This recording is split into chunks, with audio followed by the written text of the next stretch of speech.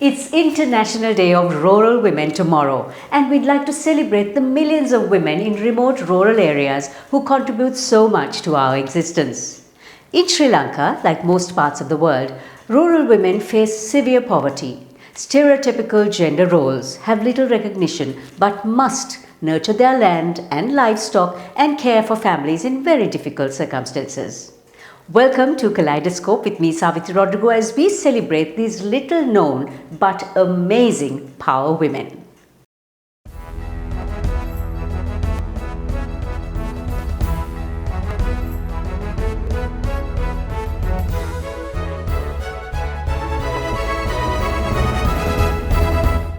A big thank you to our amazing partners, Skills for Inclusive Growth and Australian Aid, Selico Life, CDB and the Morning Newspaper. Keep us on your radar, subscribe and follow us on YouTube, Facebook, Instagram and LinkedIn. Did you know you can open a digital fixed deposit with just 5,000 rupees? Open a CDB iDeposit digital fixed deposit today. CDB, your friend. And a quick look at the week that was on CDB Snapshot. In Sri Lanka, taxes have been increased with effect from 1st October 2022, with personal income tax now ranging from 6% to 36% in slabs of 500,000 rupees. 15% withholding tax on dividend income and 5% withholding tax on interest income. Good news on Sri Lanka's balance of trade, with the trade deficit contracting by 29% to $3.89 billion from January to August. The World Bank forecasts Sri Lanka's GDP to contract by 9.2% this year. The UNDP says Sri Lanka is among the top 5 of 54 countries at the most immediate risk of rising poverty levels. The World Wildlife Fund says global wildlife populations have shrunk 69% since 1970. The Oklahoma Zoo welcomes its first African lion cubs, born in 15 years.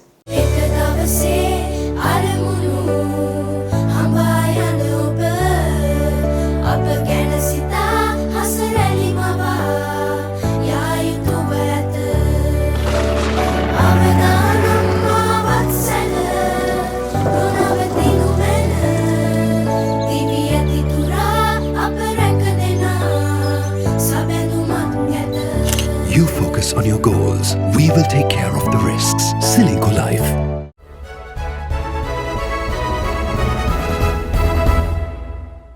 Welcome to Selico Life News Capsule. Sri Lanka has been seeing inordinate numbers of passports being issued, long queues for visas, migration applications hitting all-time highs, and countries like Japan offering employment to Sri Lankans with the wholehearted support of our government. Sri Lanka is seeing an unprecedented brain drain. On the Pethiyagoda Pages today, scientist, conservationist, taxonomist and public policy advocate Rohan Pethiyagoda for his take on this mass exodus. Rohan, welcome once again. While brain drain may be symptomatic of countries going through economic crises, why aren't we as a nation seeing a bigger picture? We are losing our people in droves, aren't we?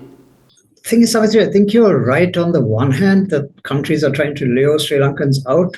But on the other hand, I think the bigger picture doesn't really help.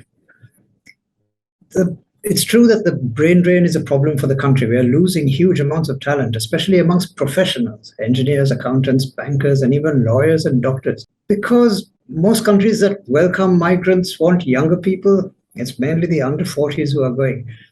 But unlike in the case of Middle Eastern labor, I doubt if these professionals will send any money back to Sri Lanka, like the government seems to hope they will. After all, they're migrating for good, together with their families, with their children. So in all likelihood, rather than sending money back, they'll sell what they have here and take the money out through the black market if need be. So the reality is that Sri Lanka will bleed both in terms of human and financial capital. But for those who continue to stay in Sri Lanka, we have to pay additional taxes. Cost of living is sky high. We are dealing with very high inflation. Everything has just increased to astronomical levels. Utility costs are among the highest in Asia, and shortages continue in general. This just doesn't seem fair for those of us who opt to stay here. But I don't read it as being that serious. Of course, it's tough for those of us who remain. But I think there is a certain dignity, a grandeur in those who remain. They remain to face the batons and the tear gas and the incarceration. They remain to fight the system that is fundamentally unjust and corrupt. So what I have to say to those who remain is respect. In a look at our markets, the Colombo stock market saw some dips this week. The all-share price index fell but regained some of its losses by the end of the week. Turnover dropped to 2.5 billion rupees. Initially, oil prices rose this week after OPEC Plus cut production quotas, but later in the week, WTI prices weakened to $87 per barrel as the IMF warned about the increased risk of a global recession.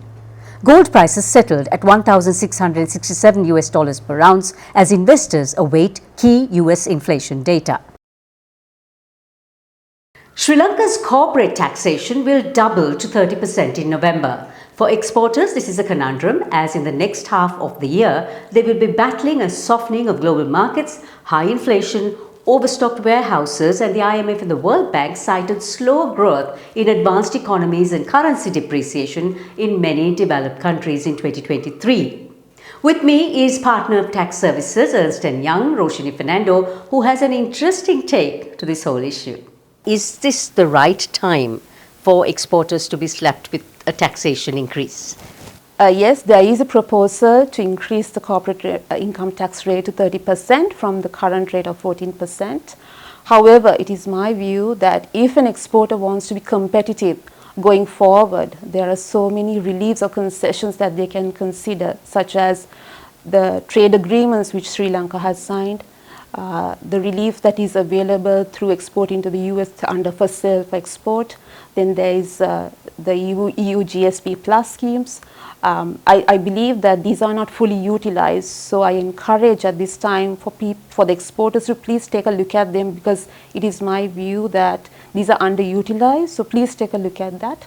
And also, please also consider your compliance process. Ensure you have a robust compliance process in terms to reduce your tax cost in terms of penalty and interest.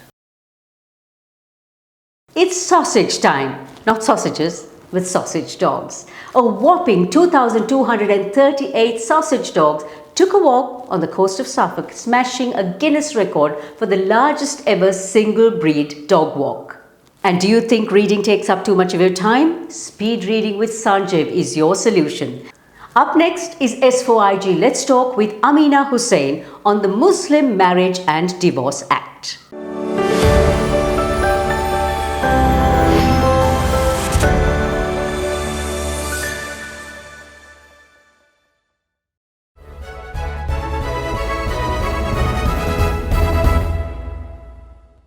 Since its implementation in 1951, the Muslim Marriage and Divorce Act, or the MMDA, has regulated Muslim marriage governance to Islamic law versus common law. The Act has sparked much debate over the years.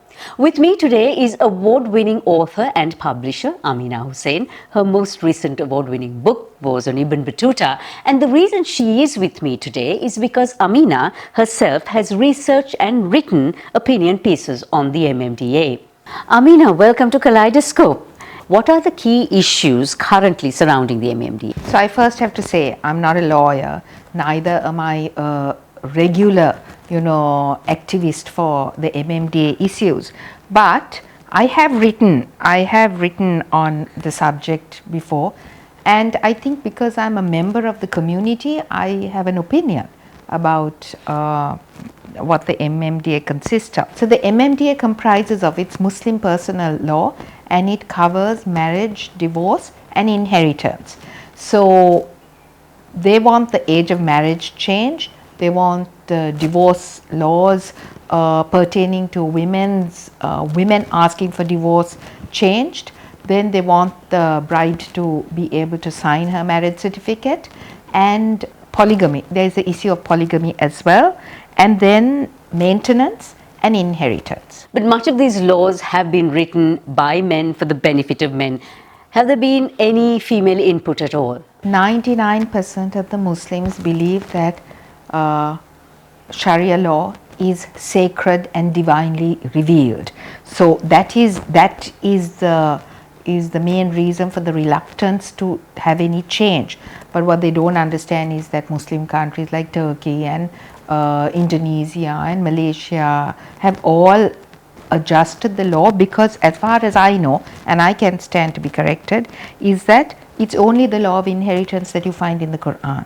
The rest of the laws are from the sayings of the Prophet, and they are called hadiths. So yes, it's mostly men who have interpreted those hadiths.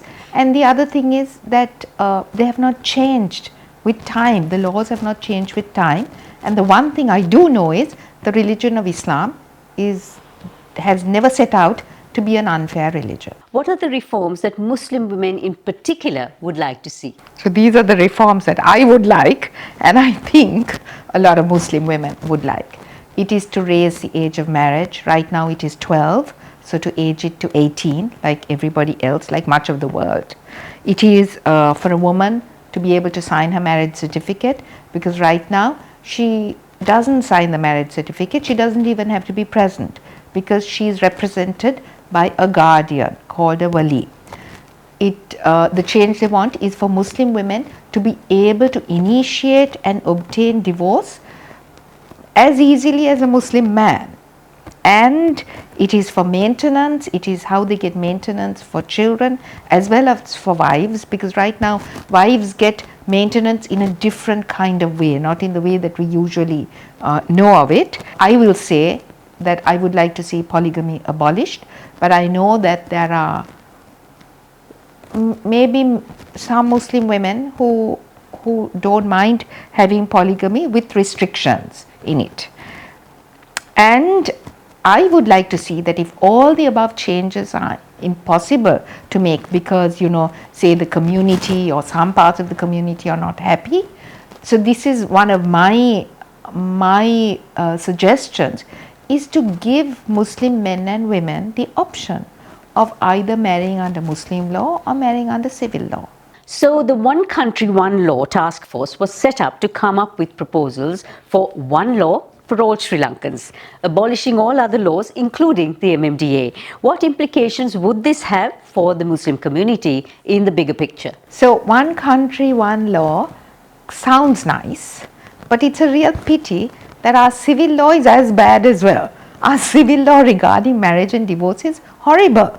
So before we go to one country, one law, we need to amend the civil laws containing divorce, especially divorce and maintenance.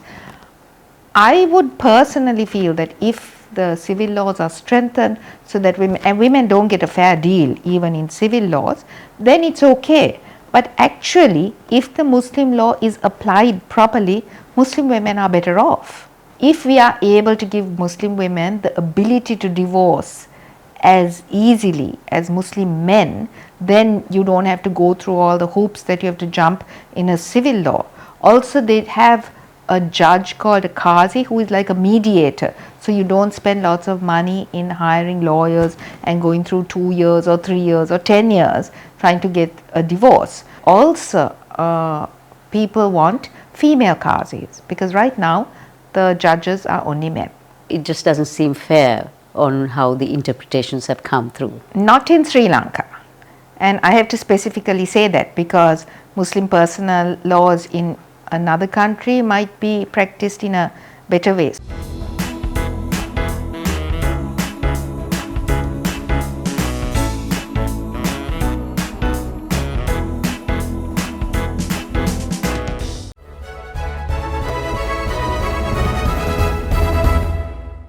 Sri Lanka is among the top 10 friendliest countries in the world.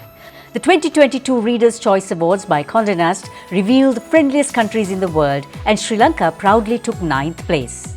Thailand comes in 4th with its bustling streets, yummy street food and ever-smiling people who are outgoing, sociable and kindly. There is something about New Zealand, proudly in 3rd place, renowned across the world for their laid-back, positive attitude towards life. Bold, colourful and open-heartedness is emblematic of Colombia, in a joyful 2nd place with its zest for life and a joie de vivre that affirms its signature hospitality. And the world's friendliest country is French Polynesia, a cluster of over 100 islands in the South Pacific, blessed with all of nature's beauty, but even more blessed with its people who are all-embracing, hospitable and generous. Have a super weekend and we'll be back next Friday and enjoy a bit of Oktoberfest while you're at it.